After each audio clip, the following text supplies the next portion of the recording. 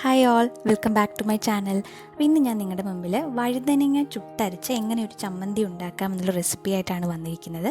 അപ്പോൾ ഇത് ഞങ്ങളുടെ ഹോം ഗാർഡനിൽ തന്നെ ഉണ്ടായ ഒരു വഴുതനയാണ്. നമുക്ക് വീട്ടിൽ തന്നെ സുഖമായിട്ട് ഇത് ഉണ്ടാക്കിയെടുക്കാം.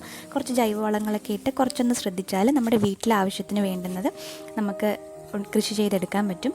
അത്യാവശ്യം കുറച്ച് ചാണകപ്പൊടി, പിന്നെ കുറച്ച് വേപ്പും പിണ്ണാക്ക് അങ്ങനെയൊക്കെ ഇട്ട് കൊടുത്താൽ നല്ലപോലെ ഉണ്ടായിയെടുക്കും. പിന്നെ കീടങ്ങളൊക്കെ വരാതെ നമ്മൾ കുറച്ചൊന്ന് ശ്രദ്ധിച്ചാൽ നമുക്ക് വീട്ടിലേക്ക് ആവശ്യമുള്ള വഴുതനങ്ങ സുഖമായിട്ട് കൃഷി ചെയ്ത് എടുക്കാൻ പറ്റുന്നതാണ്. അപ്പോൾ ഇന്ന് ഞാൻ നമ്മുടെ ഇവിടെ തന്നെ ഉണ്ടായ ഒരു വഴുതനങ്ങ എടുത്തിട്ടാണ് ചമ്മന്തിയാക്കുന്നത്. അപ്പോൾ അതെങ്ങനെയാണെന്നുള്ളത് ഞാൻ കാണിച്ചു തരാം.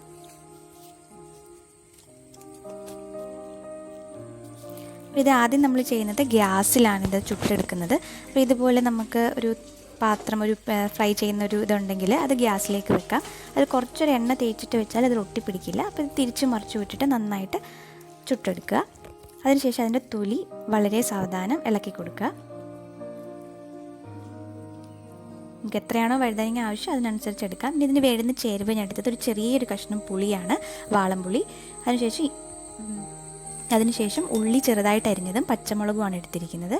എന്നിട്ട് നമ്മൾ ഈ ചേരുവകളൊക്കെ ഒരു പാത്രത്തിലേക്ക് ആക്കിയിട്ട് ആവശ്യത്തിന് ഉപ്പും ചേർത്ത് നന്നായിട്ട് സ്മാഷ് ചെയ്യുക. നന്നായിട്ട് അതിനെ ഇളക്കി കൊടുക്കുക. ഇപ്പോൾ കാണിച്ച പുളിക്ക് പകരം പുളി വെള്ളമായിട്ട് വേണമെങ്കിലും ഒഴിക്കാം. അപ്പോൾ അളവ് കൂടിപ്പോയത് വളരെ കുറച്ചേ പാടുള്ളൂ. അതുപോലെ തന്നെ എരിവും നമുക്ക് നമ്മുടെ ഇഷ്ടത്തിന് ചെയ്യാം. ഞാൻ പച്ചമുളക് കുറച്ചേ ഇട്ടിട്ടുള്ളൂ. നല്ലപോലെ എരിവ് വേണ്ടുന്നവർക്ക് കുറച്ചും കൂടെ കൊടുക്കാം. നന്നായിട്ട് ഇളക്കുക.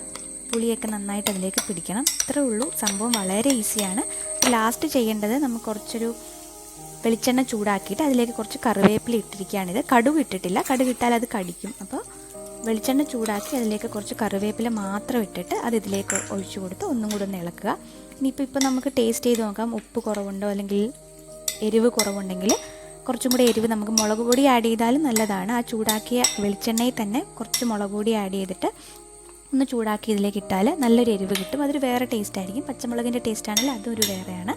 അപ്പം സംഭവം റെഡിയാണ്. ഇത് ചപ്പാത്തിയുടെയോ ദോശയുടെയോ അല്ലെങ്കിൽ ചോറിൻ്റെ കൂടെയും കഴിക്കാൻ വളരെ സ്വാദിഷ്ടമാണ്, ഹെൽത്തിയാണ്. അപ്പോൾ എല്ലാവരും ട്രൈ ചെയ്ത് നോക്കുക.